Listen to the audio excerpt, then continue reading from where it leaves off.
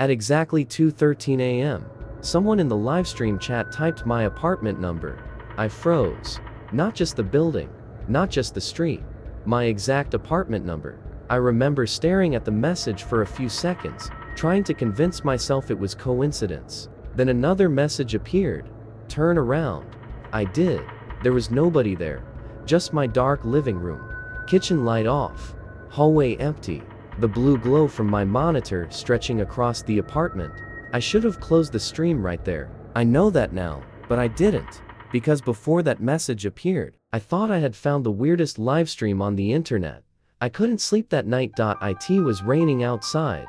Not heavy rain, just enough to hear it tapping against the windows. I was lying in bed scrolling through random live streams on a sketchy streaming site I'd never used before. Most of them had 0 viewers, security cameras, empty rooms, parking lots, static, normal creepy internet stuff.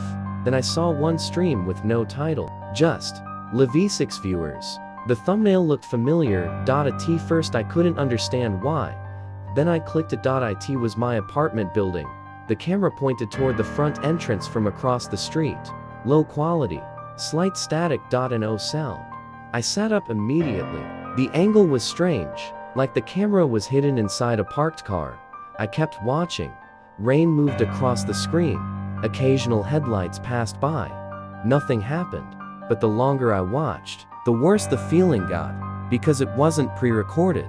People were entering the building in real time. I recognized my neighbor, a guy with a red umbrella, then an older woman walking her dog. This was live. Someone was streaming outside my apartment building. At 2 in the morning. The chat barely moved. Only 6 people watching. Nobody talking. Then suddenly, he's awake now. I stared at the message. No username picture. Just random letters. I remember laughing nervously. Because obviously, they couldn't mean me. Right? Then another message appeared.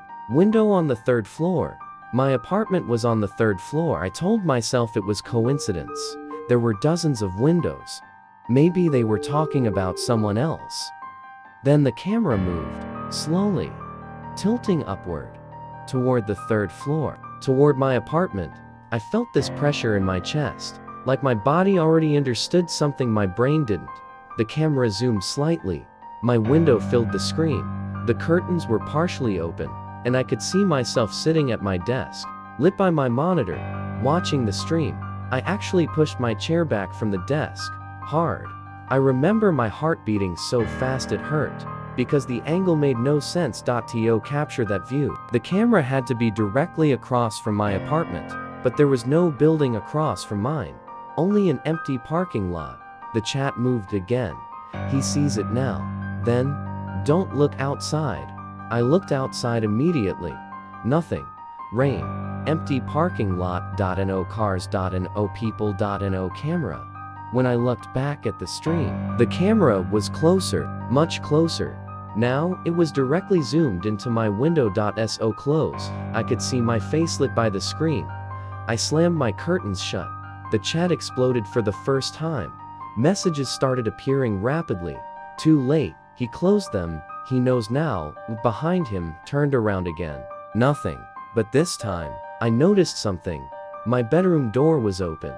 I was almost sure it had been closed earlier. I muted the stream even though there was no sound. I don't know why. Instinct maybe. I kept staring at the chat. Then a new message appeared. Check the hallway. I actually whispered. What the hell is this? And immediately, someone replied. We heard that. That was the moment real fear hit me. Not anxiety. Not uneasiness. Fear. Because the stream had no microphone. There was no audio. I stood up slowly. Every part of me wanted to leave the apartment, but I couldn't stop thinking about the camera. Whoever made that stream could see inside my home. I grabbed my phone and turned on the flashlight. The hallway was empty. Bathroom empty. Kitchen empty. Closet empty. Nothing. Then my computer notification sound went off behind me. I nearly screamed. I walked back to the desk. New chat message. Under the bed. I stared at my bedroom doorway. Dark. Silent. My flashlight shook in my hand. I didn't want to check. I knew how stupid this was. I knew someone was probably messing with me somehow, but the idea got inside my head. Under the bed. Under the bed. Under the bed. I slowly walked into the bedroom. The stream still open behind me, chat moving faster now. I got near the bed, knelt slightly, and pointed the flashlight underneath. Nothing. Empty. I laughed. Actually laughed. Relief. For 1 second, I thought maybe this was all just some elaborate prank. Then my monitor went black. Pause not turned off. Black. Like the stream disconnected dot in the reflection of the monitor. I saw someone standing behind me. I spun around. Nobody there. When I looked back at the stream returned. But now, the camera wasn't outside anymore. It was inside my apartment. The angle showed my living room. From the hallway. As if someone was standing there holding the camera, watching me live. I couldn't breathe. The image shook slightly. Tiny movements. Like someone trying to stand still. Then the camera slowly moved forward. Toward my bedroom. Toward me. I grabbed my keys and ran. I didn't even put on shoes. I ran out into the hallway barefoot carrying my phone. I heard something behind me inside the apartment. Not loud. Just movement. Fast movement. I slammed the apartment door shut and kept running downstairs. When I reached the street, I looked up at my apartment window. The curtains were open again. Someone was standing there, watching me. I called the police. They searched the apartment. Found nothing. No signs of forced entry. No hidden cameras. Nothing stolen. They told me it was probably a hacker, some kind of targeted harassment. But they couldn't explain one thing. The livestream disappeared completely. No archive. No account. Nothing. Like it never existed.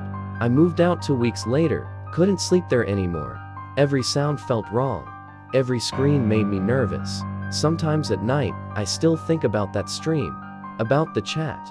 About those messages. Because there's one thing I never told the police. Right before I closed the laptop that night, one final message appeared in the chat. From an account with no name. It said, "We're still inside."